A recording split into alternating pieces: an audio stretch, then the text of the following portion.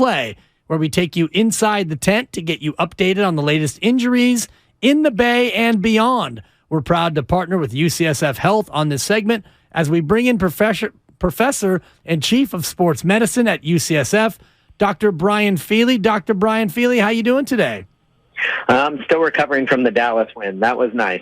Yeah, super nice. And we can all bask in it, but as we get closer to Sunday and the Niners being the team that gets to play again, we need to look at some of the injuries. And let's start with Christian McCaffrey, who was clearly nursing a bit of a calf strain on the sideline. What do you think about the situation that he's dealing with?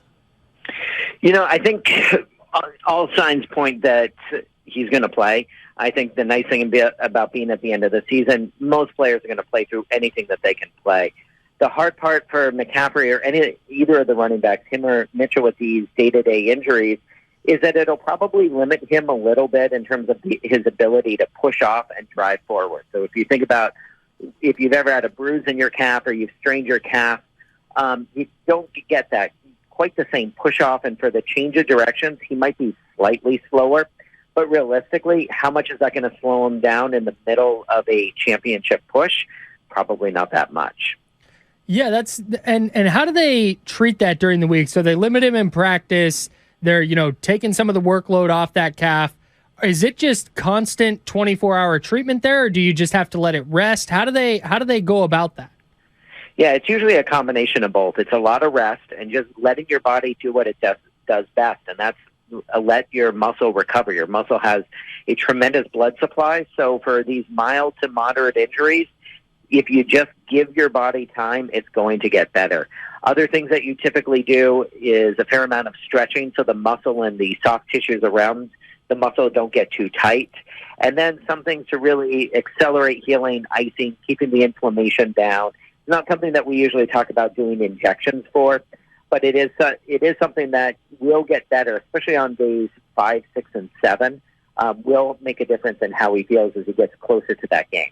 Elijah Mitchell dealing with a groin issue as he heads into Sunday's game. What can a running back do in terms of trying to limit the pain in the groin heading into Sunday's game at Philly? Yeah, same thing. I mean, we saw with Andrew Wiggins. This is really something that, depending on the severity of the strain, can keep you out for a few weeks. So hopefully two things. One, it's not that severe. And the fact that he's listed as day-to-day really suggests that this is a less severe strain than Wiggins had.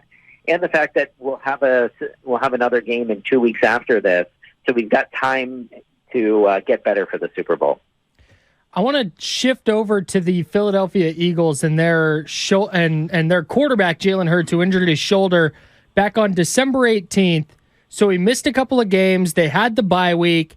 Is the expectation that his shoulder would be fully healed by now? Or is there maybe some concern on Philadelphia's side that he could hurt that worse come Sunday?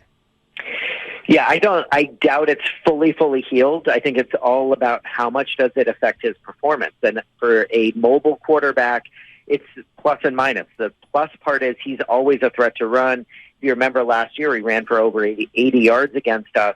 But the mobile quarterbacks are at risk for being tackled and landing on that shoulder. So as we saw with Garoppolo last year, you can be healthy enough to play and healthy enough to be pretty effective, but you're probably not 100%. And if I were the Eagles, I would be trying to tell him slide as much as possible, really protect that shoulder so that your throws are going to remain accurate. When we look at the other quarterback in the other game, Patrick Mahomes is dealing with a high ankle sprain.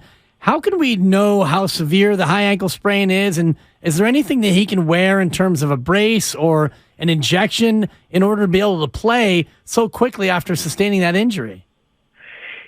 Yes, I think the fact that he was able to come back into the game and the fact that it looks like he's practicing today suggests it's not that severe. Obviously, it's easy for me to say as somebody who's just going to walk around today and I'm not trying to plant and throw a football. But if they're going to let him play and the fact that he's already back at practice suggests that there's no widening of the bones in his lower leg, which would mark how severe this injury is. He can't really wear anything around his leg that's going to tighten that enough. As soon as he steps, anything that you wrap the leg with is going to stretch out. It's possible they do an injection into that area, but a high ankle sprain really covers about 7-8 centimeters. So it's not something that you can inject all that easily.